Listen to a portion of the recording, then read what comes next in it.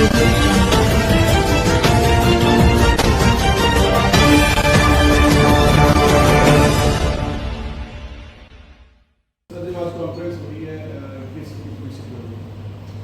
का जो कॉन्फ्रेंस है एक्चुअली वो भारतीय मक्का अनुसंधान संस्थान में जो हो रहा है वो एक्चुअली है कि जो बायोटेक्नोलॉजिकल इंटरवेंशन से हमारी जो मक्का की प्रोडक्टिविटी भारत में कैसे बढ़ाई जाए उसके ऊपर आज हम मंथन कर रहे हैं यहाँ पे, जिसमें सारे public institutions, private institutions, NGO सभी इन्वॉल्व है।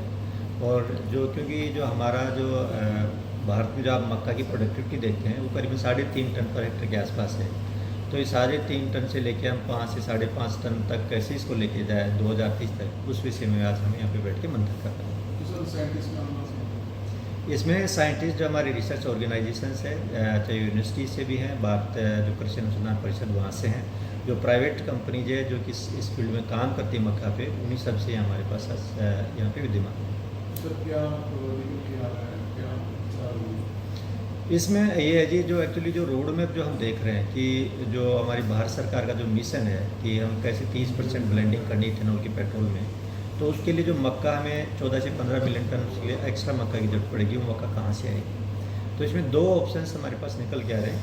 एक तो एरिया कैसे इंक्रीज़ करें, और एक तो एरिया इंक्रीज़ करने से हमारी प्रोडक्टिविटी बढ़ सकती है, प्रोडक्शन बढ़ सकता है। दूसरा हमारा है कि कौन कौन से ऐसे टूल्स एंड टेक्नोलॉजीज है, चाहे वो एग्रोनॉमी से रिलेटेड हो, चाहे बायोटेक्नोलॉजी से रिलेटेड हो, चाहे हाइब्रिड डेवलपमेंट से रिलेटेड हो, तो उनसे दोनों हम ऑप्शंस लेके चल रहे हैं। तो एरिया के साथ साथ जाएंगे हम, दूसरे टूल्स भी यूज़ करेंगे, तो हमारे जो हाइब्रिड्स का जो पोटेंशियल है अभी देश में उस 10-10.5 टन पर हेक्टेयर के आसपास आ रहा है, उसको हम 12 टन तक ले जाने की सोच रहे हैं। यदि हम दोनों चीज़ें हम कर पाए तो मुझे लगता है 2030 तक हमारी जितनी भी मक्का की रिक्वायरमेंट है भारत देश की वो पूरी हो जाएगी।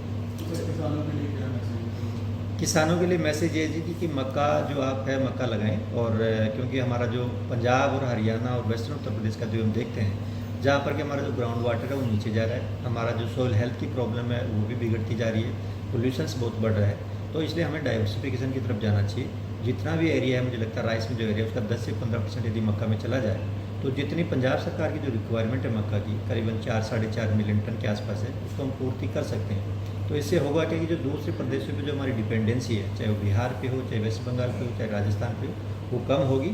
और यहाँ क्योंकि हम बात करें सस्टेनेबल डेवलपमेंट की और सेल्फ रिलायंस की हम बात कर रहे हैं, तो जितना प्रदेश को मक्का चाहिए हम चाहते हैं कि उतना इस प्रदेश में ही पैदा हो। सर, अमेरिकन जो मेज होता है जो बाजार में बिकता है वो उसमें क्या डिफरेंस है हमारे जो उसमें जो वो कौन सी क्वालिटी है? देखो, जो अमेरिकन मेज की जो बात करते हैं, जो डेंट कॉर्न होती है, डेंट कॉर्न यदि आप देखोगे तो जो दाने पर थोड़ा सा डेंट पड़ा हुआ आता है और उसे बोलते हैं अमेरिकन मेज। हमारी वाली जो होती है उस पर डेंट नहीं होता, ठीक है जी। लेकिन भारत में जो अमेरिकन मेज है वो करीबन 4-5% एरिया में लगती है, और बाकी की सारी एरिया में हमारी सेमी डेंट सेमी प्लिंट लगती है।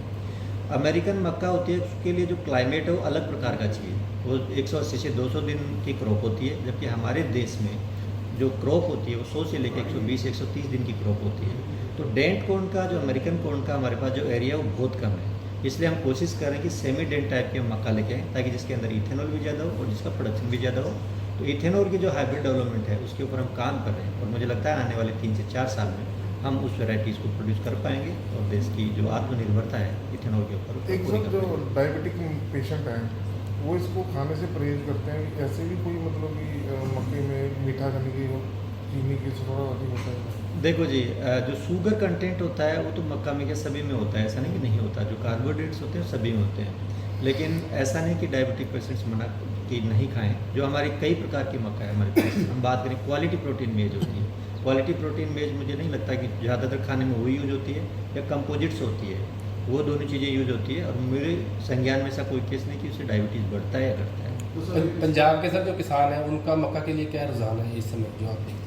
पंजाब का जो किसान है उसका रुझान, यदि आप खरीफ का जो एरिया देखते हो करीबन 1 लाख हेक्टेयर के आसपास है, और मुझे लगता है कि आने वाले समय में और बढ़ेगा और बढ़ना भी चाहिए, क्योंकि जो डिस्टिलीज देखते हैं पंजाब के अंदर 10 से 12 डिस्टिलीज लगी हुई है। उनकी यदि मैं देखता हूँ यदि फुल कैपेसिटी पे चलती है तो उनको करीबन 40 लाख टन मक्का चाहिए। हमारे प्रदेश में अभी तक जो मक्का प्रोडक्शन हो रहा है वो 5 लाख टन के आसपास है। इसलिए हम चाहते हैं, किसानों से भी मैं विनती करता हूँ, मेरा नम्र निवेदन है किसानों से कि आप खरीफ में मक्का लगाएं, क्योंकि यहाँ पे देखते हैं कि स्प्रिंग में रुझान ज़्यादा है, खरीफ में कम है। तो हम किसानों से यही निवेदन करते हैं कि आप खरीफ में थोड़ी सी मक्का लेके आएँ, ताकि हमारी डिस्टिलीज सेल्फ सस्टेनेबल हो, हमें किसी की तरफ देखना ना पड़े। कौन सी किस्म का बेस्ट है अभी मक्का सीजन के हिसाब से? अभी जो यदि आप देखते हैं, देखो मक्का ऐसी क्रॉप है, किसी भी सीजन में लगा लो आप, चाहे रबी में लगा लो, चाहे स्प्रिंग में लगा लो, चाहे खरीफ में लगा लो, चाहे समर में लगा लो, मक्का की यही क्वालिटी है। और दूसरी क्वालिटी क्या है कि मक्का किसी भी क्रॉपिंग सिस्टम में फिट बैठ जाती है, क्योंकि इसका जो ड्यूरेशन होता है वो आप देखोगे 80 से लेकर 150 दिन की क्रॉप होती है। यदि आपके पास विंडो जो है आपके 80 दिन का है तो आप 80 दिन की वैरायटी लगाओ, 100 दिन का है 100 दिन की वैरायटी लगाओ, 120 दिन का 120 दिन का विंडो लगाओ, वैरायटी लगाओ, तो उसके हिसाब से हर जगह फिट होती है।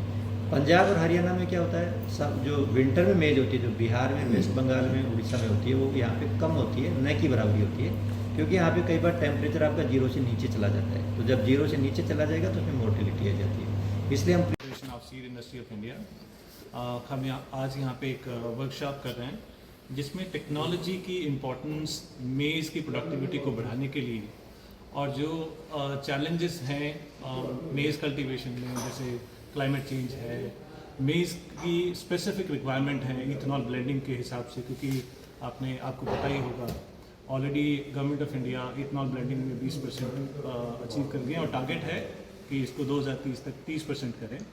सो कॉर्न की प्रोडक्टिविटी बढ़ानी है। आप कैसे बढ़ाएंगे?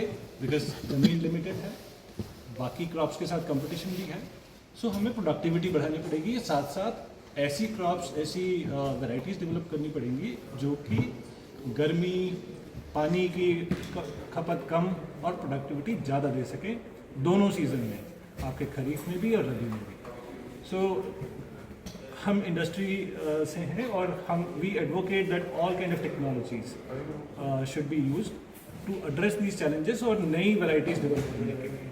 तो सर इंडिया में कौन सी स्टेट में ज़्यादा प्रोडक्शन हो रही है? बिहार में सबसे ज़्यादा प्रोडक्शन है और बहुत अच्छा प्रोडक्शन हो रहा है वहाँ पे, 10 टन हेक्टेयर का प्रोडक्शन।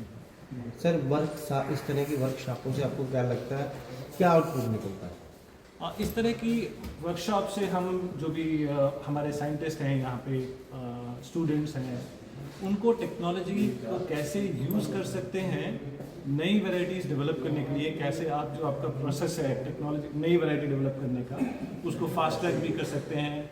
ऐसे ट्रेड्स डेवलप कर सकते हैं जो कि climate, productivity, disease, paste, soil salinity, अलग अलग तरह की जो। अच्छा, आपके लैब बनी हुई है यहाँ पर, सभी यहाँ लैब बनी हुई है, तो जब रिसर्च नहीं रिसर्च आपने क्या किया, कितना बेनिफिट हुआ अभी तक आपको रिसर्च में जो कर रहे हैं आप?